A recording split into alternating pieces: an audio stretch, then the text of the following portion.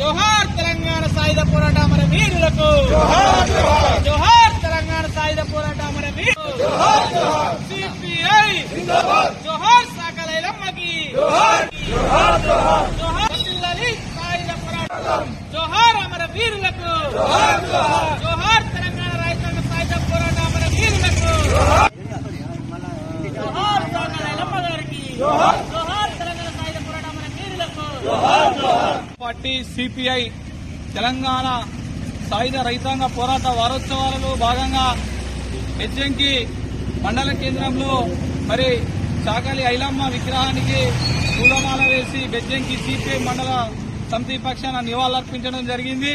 నాడు తెలంగాణ సాయుధ రైతాంగ పోరాటంలో అమరులైనటువంటి వారికి ప్రతి సంవత్సరం సెప్టెంబర్ 11 నుంచి 17 వరకు భారత కమ్యూనిస్టు పార్టీ రాష్ట్ర సమితి పిలుపు మేరకు వాడవాడన మరి కార్యక్రమాలు నిర్వహించడం జరుగుతోంది.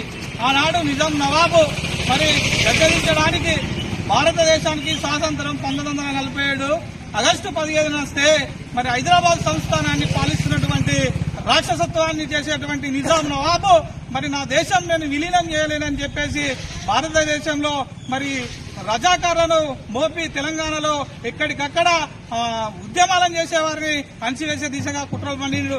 ఆనాడు 1948లో మరి సెప్టెంబర్ 10వ తేదీన మరి మొదటి ఆంధ్ర మహాసభకు పిలుపునిచ్చి ఆనాడు బద్దం ఎల్లారెడ్డి, రావి నారాయణ రెడ్డి, ఆరుట్ల రామచంద్రారెడ్డి, ముక్కు మోయిదిరి గారు మరి ఆ మహాసభకు ప్రాధాన్యత వహించి ఆనాడు నిజాంను మరి మెరలు వంచి ఇవాళ 17వ తారీఖున మరి విలీనం చేసినటువంటి ఘనత కమ్యూనిస్టు పార్టీది. ఆ దిశలో బెజ్జంకి మండల సమితి పక్షాన ఈ కార్యక్రమాలు నిర్వహించడం జరిగింది.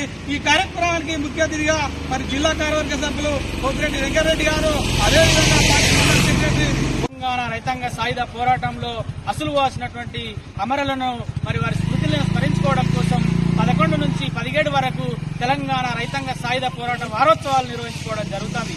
నాడు భూమి కోసం, భుక్తి కోసం, విముక్తి కోసం వెట్టి సాకిరి పోవాలని చెప్పేసి మరి ఆ రోజు మరి వీరోచితమైనటువంటి పోరాటం చేసిన ఘనత కమ్యూనిస్టులకే దక్కుతుంది.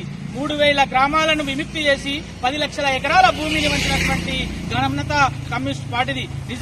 నిజాం నిరంకుశ పాలనకు వ్యతిరేకంగా మరి విష్ణురు దొర, రామరెడ్డి గుండాలకు వ్యతిరేకంగా సాహసోపేతమైనటువంటి ధైర్యశీలి సాకలి ఐలమ్మ తన పంటను రక్షించుకోవడానికి, తన కుటుంబాన్ని రక్షించుకోవడానికి పేద ప్రజల మీద దాడులు చేస్తున్నటువంటి దొరకు తిరుగుబాటు చేసి మరి దొర మెడలు వంచినటువంటి ఘనత సాకలి ఐలమ్మది. ఆ యొక్క మహత్తరమైనటువంటి పోరాటంలో మరి పేద ప్రజలను, ప్రజాస్వామ్య హక్కులను కాలరస్తూ గా ఏర్పడి మరి తెలంగాణ రైతాంగ సాయుధ పోరాటానికి పిలుపునిచ్చడం జరిగింది.